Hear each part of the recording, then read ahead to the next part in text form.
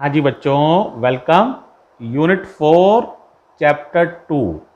Chapter का नाम आपको पता ही है, alternating currents.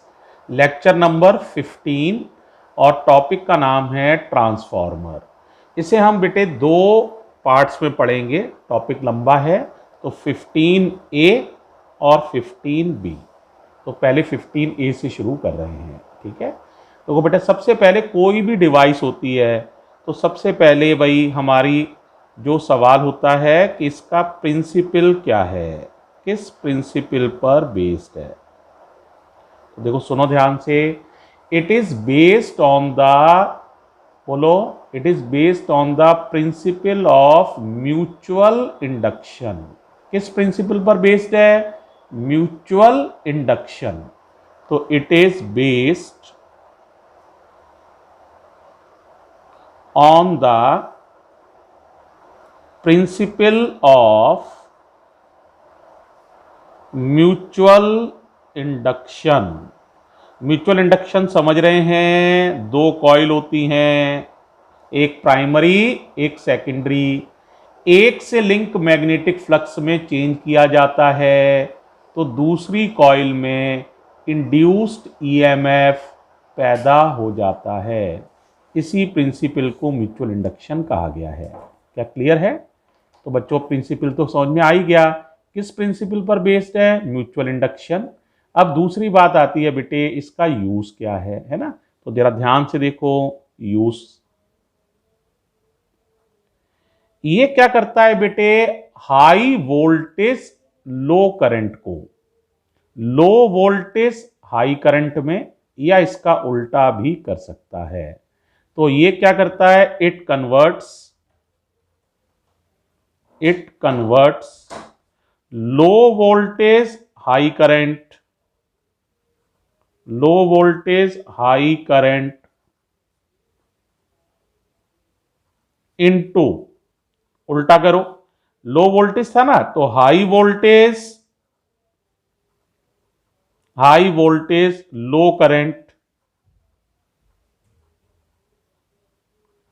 And vice versa, and vice versa. Vice versa का मतलब उल्टा भी आप कह सकते थे। आप कहते हैं हाई वोल्टेज लो करंट को लो वोल्टेज हाई करंट में बदलता है।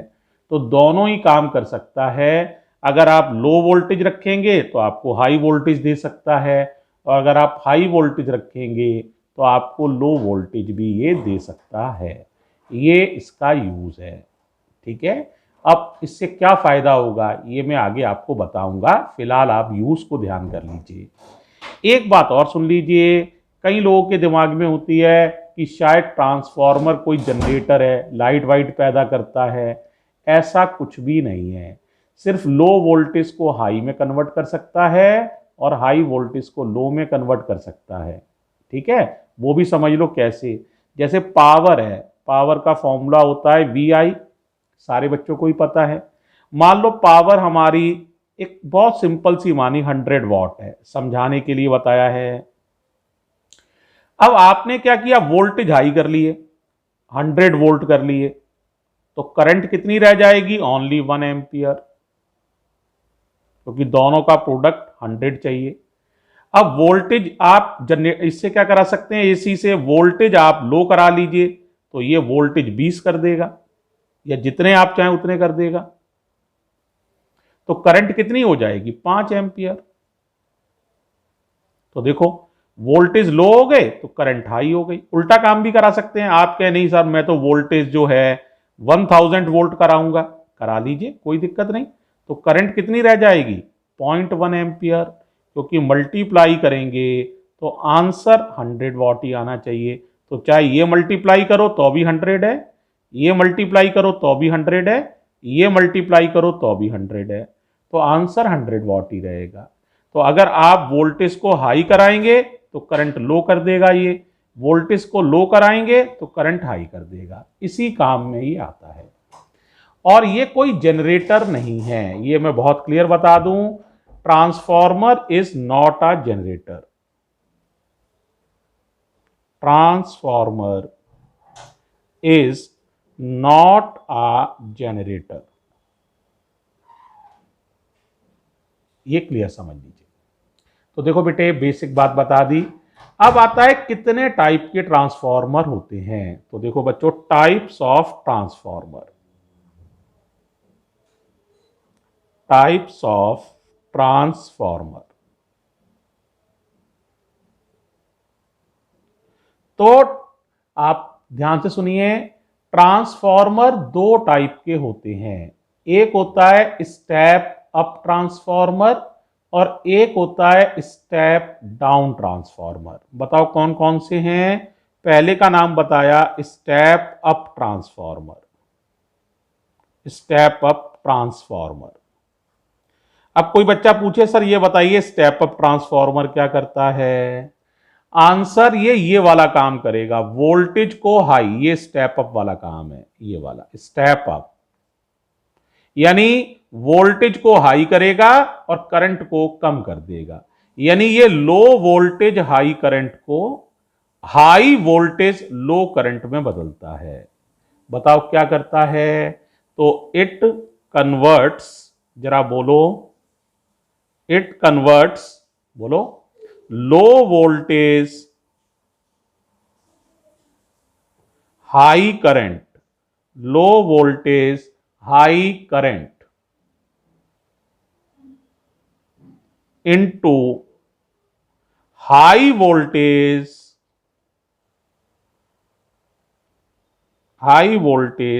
लो करंट। इस तरह का काम करता है। इसे कहते हैं स्टेप अप ट्रांसफॉर्मर। ठीक है, अभी मैं इसका एक आपको ब्लॉक डायग्राम भी बना के दिखाऊंगा। ठीक है, अब सोचो स्टेप डाउन क्या करेगा। वो उल्टा काम, ये वाला काम कि आपको क्या करेगा, वोल्टेज को तो कम कर देगा और करंट को बढ़ा देगा। ये वाला जो काम है ये स्टेप डाउन करता है। ठीक है, तो बताओ ये क्या करेगा।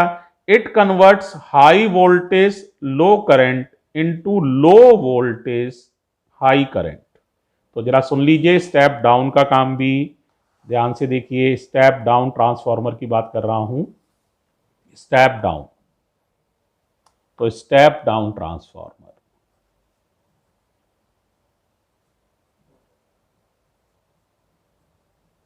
हाँ जी, कहिए जरा ये क्या करता है। इट कन्वर्ट्स, बोलो बेटे आगे, इट कन्वर्ट्स, हाँ जी बोलो, high voltage low current. It converts high voltage low current into, बोलो आगे, इनटू, उल्टा बोलो, लो वोल्टेज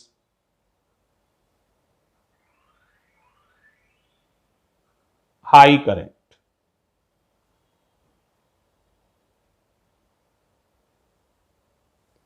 तो दोनों ट्रांसफॉर्मर समझ में आ गई, इतनी बात तो सभी को। अब देखो बेटे, इनका डायग्राम से आपको क्लैरिटी और बढ़ेगी। थोड़ा सा कुछ बातों पर विचार करिएगा। देखो, हर ट्रांसफॉर्मर में दो कॉइल होती हैं, एक प्राइमरी और एक सेकेंडरी। ठीक है बच्चों, अब जैसे मैं बात करूं, यह है हमारी प्राइमरी कॉइल, ये प्राइमरी कॉइल है। हमेशा इनपुट जो लगाया जाता है वो प्राइमरी कॉइल में लगाया जाता है, एसी इनपुट।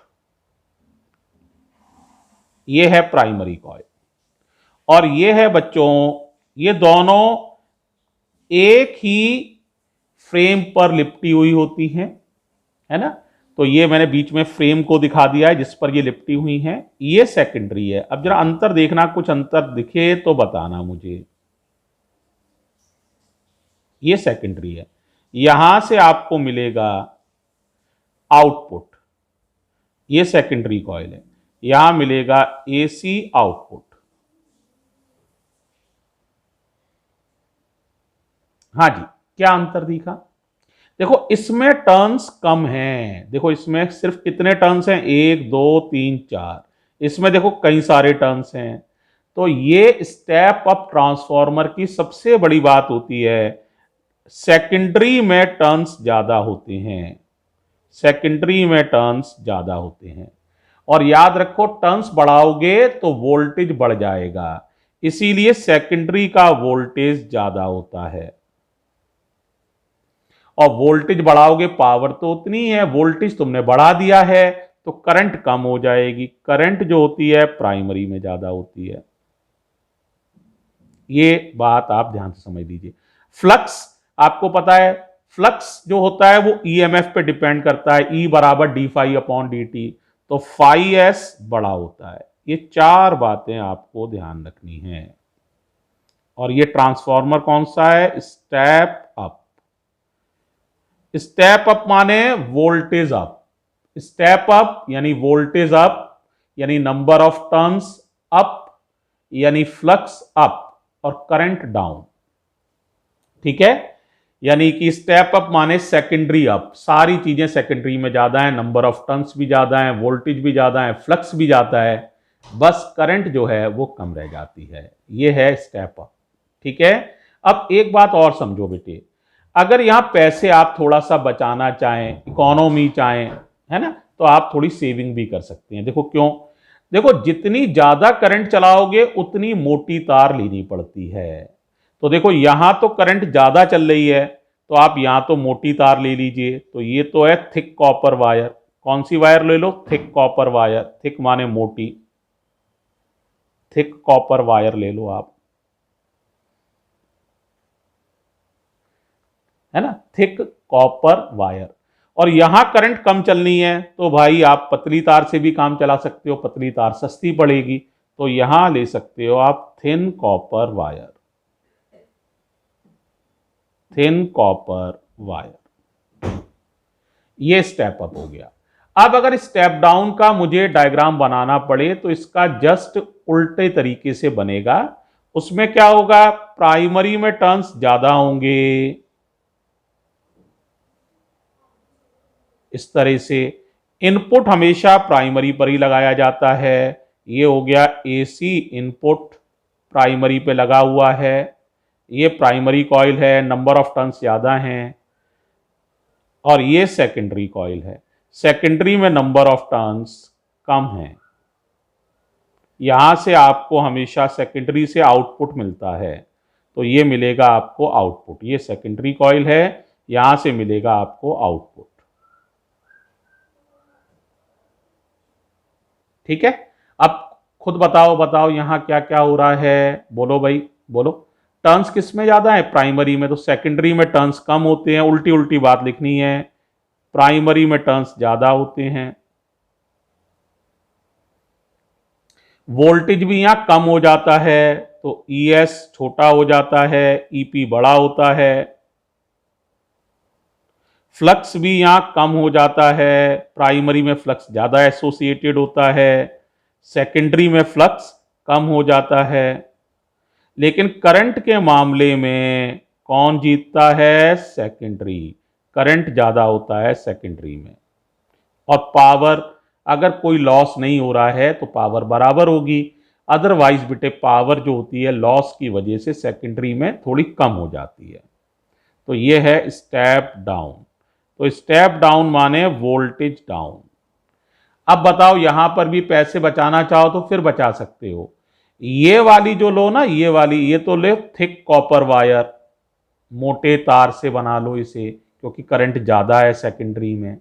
और ये वाली जो लो, ये ले लो थिन कॉपर वायर से बना लो इसे, ताकि आप यहां पर पैसे बचा पाएंगे, है ना, इकोनॉमी हम कर पाएंगे। तो इस तरह से स्टेप अप और स्टेप डाउन ट्रांसफॉर्मर समझ सकते हैं। ठीक है, करता क्या है? एक वोल्टेज बढ़ाता है लेकिन करंट को कम कर देता है, और दूसरा वाला वोल्टेज घटाता है लेकिन साथ साथ करंट को बढ़ा देता है। तो इस तरह से होते हैं स्टेप अप और स्टेप डाउन ट्रांसफॉर्मर। क्लियर हो गया यहां तक? अब बात कर रहा हूं बेटा मैं थोड़ा सा इसके कंस्ट्रक्शन की, किस तरह से एक ट्रांसफॉर्मर बनता है, जरा समझ लो, ध्यान से देखो, बहुत आसान है, थोड़ा सा ही बताना है मुझे। कंस्ट्रक्शन, देखो बेटे, सबसे इंपॉर्टेंट चीज है इसमें, एक लैमिनेटेड सॉफ्ट आयरन कोर लेते हैं। Laminated soft iron core. ठीक है, एक तो ये बात लेते हैं, और दोनों कॉइल्स को, प्राइमरी को भी सेकेंडरी को भी, दोनों को इसी पर लपेट देते हैं, है ना। तो जब एक से इनपुट लगा देते हैं तो एक पर आउटपुट मिलता है। क्यों? क्योंकि जब एसी चलती है तो ये करंट बदलती है, इसकी वजह से कॉइल से लिंक मैग्नेटिक फ्लक्स में चेंज होता है, जिसकी वजह से सेकेंडरी के सिरों पर आउटपुट मिल जाता है, और ये आउटपुट ही हमारा इलेक्ट्रिकल पावर है। देखो मैं एक डायग्राम भी दिखा देता हूं किस तरह होती है कोर, जरा एक बार देखो, बुक में देख लो।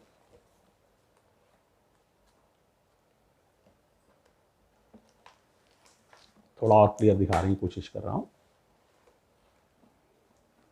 ये है बच्चों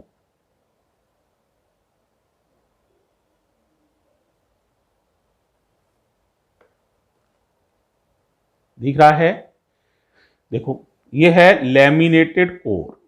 इसमें आप देख रहे हैं ये है हमारी प्राइमरी कॉइल, एक तरफ लिपटी हुई है और एक तरफ लिपटी हुई है सेकेंडरी कॉइल। इनपुट यहां लगाया जाता है, आउटपुट यहां से मिलता है। अब एक यहां सवाल आता है, बहुत बार पेपर में पूछा जाता है कि हम लैमिनेटेड सॉफ्ट आयरन कोर क्यों लेते हैं। यानी ये वन पीस आयरन की कोर नहीं है, बल्कि पतले पतले लैमिनास से मिलकर बनी है। लैमिना माने पतली पतली पत्तियों से मिलकर, पत्तियों को आपस में लगा लगाकर, पत्तियों को आपस में लगा लगाकर ये बनी है, वन पीस नहीं है। उसका कारण मैंने तुम्हें बताया था, एडी करंट्स को कम करना। कॉइल को वन पीस लोगे तो एडी करंट्स बहुत ज्यादा होंगी, और उसको स्लॉट्स में लोगे तो मैंने समझाया था, स्लॉट्स में लेने से रास्ते की लंबाई बढ़ जाती है, और रास्ते की लंबाई बढ़ जाने से रास्ते का रेजिस्टेंस बढ़ जाता है, और उस वजह से एडी करंट्स काफ़ी कम हो जाती हैं। तो एडी करंट्स के प्रभाव को कम करने के लिए हम लेते हैं लैमिनेटेड सॉफ्ट आयरन को। अब कोई बच्चा ये कह सकता है सॉफ्ट आयरन क्यों भरते हैं, ये भी मैंने बताया था। सॉफ्ट आयरन भरने से मैग्नेटिक इफेक्ट बढ़ जाते हैं, यानी मैग्नेटिक फील्ड इंटेंसिफाइड हो जाता है, तो इसलिए लेते हैं लैमिनेटेड सॉफ्ट आयरन कोर। और एक और कारण भी बताया था, हिस्टैरिसीस लूप भी मैंने समझाया था, अगर आपको ध्यान हो तो। हिस्टैरिसीस लूप में भी मैंने बताया था बेटा कि सॉफ्ट आयरन लेने से हिस्टैरिसीस लॉस भी काफ़ी कम होते हैं। डोमेन्स को घुमाने में एनर्जी की वेस्टेज काफ़ी कम होती है। तो ये मैंने थोड़ी सी बातें आपको याद कराई हैं, इन्हें ध्यान से सुन लीजिएगा 2 बार। ओके, अब मैं बात कर रहा हूं, ये मैंने समझा दिया है, लिख लेंगे आप कंस्ट्रक्शन। कंस्ट्रक्शन कोई खास बात नहीं होती है। अब मैं आ रहा हूं मैथमेटिकल एनालिसिस पर। तो देखिए बच्चों, अब बात करेंगे हम मैथमेटिकल एनालिसिस की। ठीक है, तो जरा ध्यान दीजिएगा। हाँ भाई, तो अब बात कर रहे हैं मैथमेटिकल एनालिसिस की।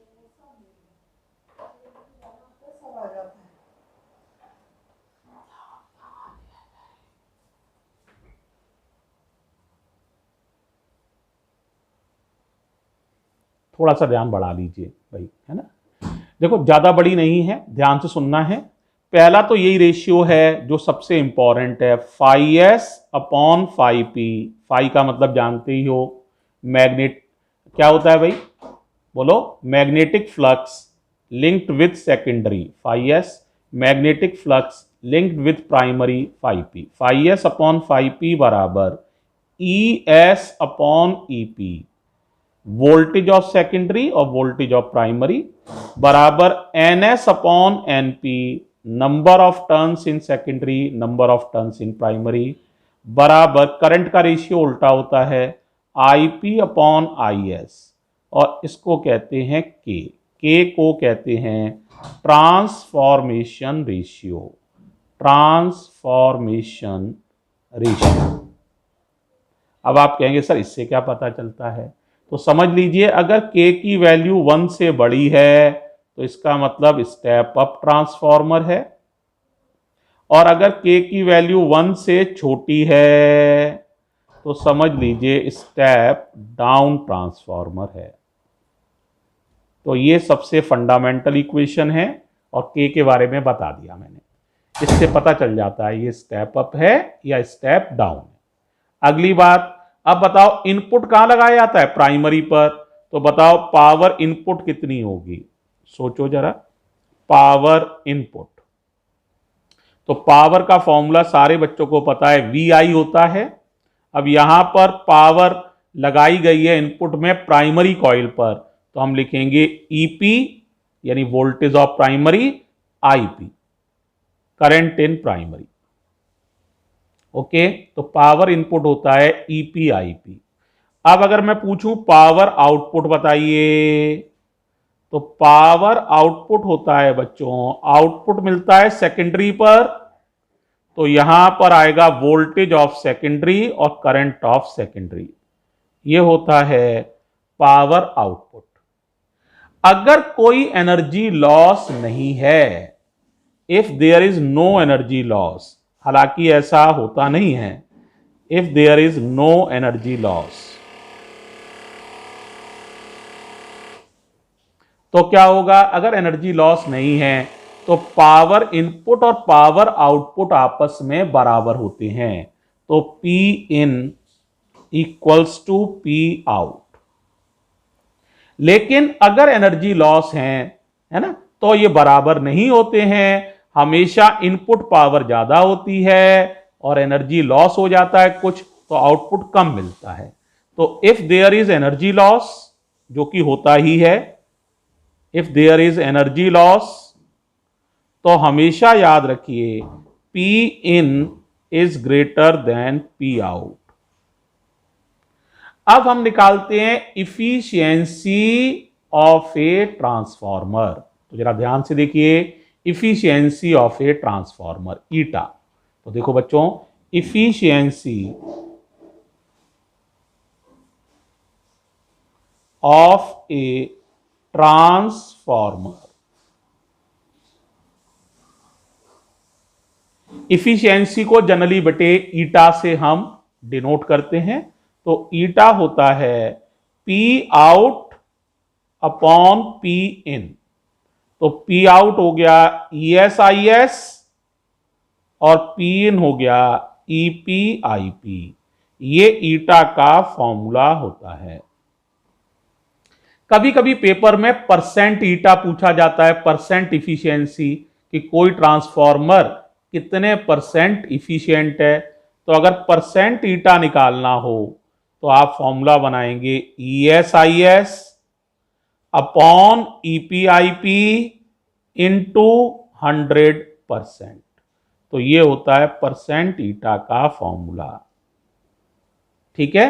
वैसे जनरली बेटे कोई भी ट्रांसफॉर्मर 100% इफिशियंट नहीं हो सकता है, क्योंकि उसमें सर्टेन एनर्जी लॉसेस होते हैं। वो कौन से होते हैं उन पर अभी हम चर्चा करेंगे, और ट्रांसफॉर्मर किस काम आता है उस पर भी हम चर्चा करेंगे अगले वीडियो में। ये वीडियो बहुत लंबा हो गया है, तो अगले वीडियो में हम उन बातों पर चर्चा करने जा रहे हैं। तो बच्चों अगला वीडियो फिर आगे देखिए तो ये टॉपिक पूरा होगा। थैंक यू बेटे।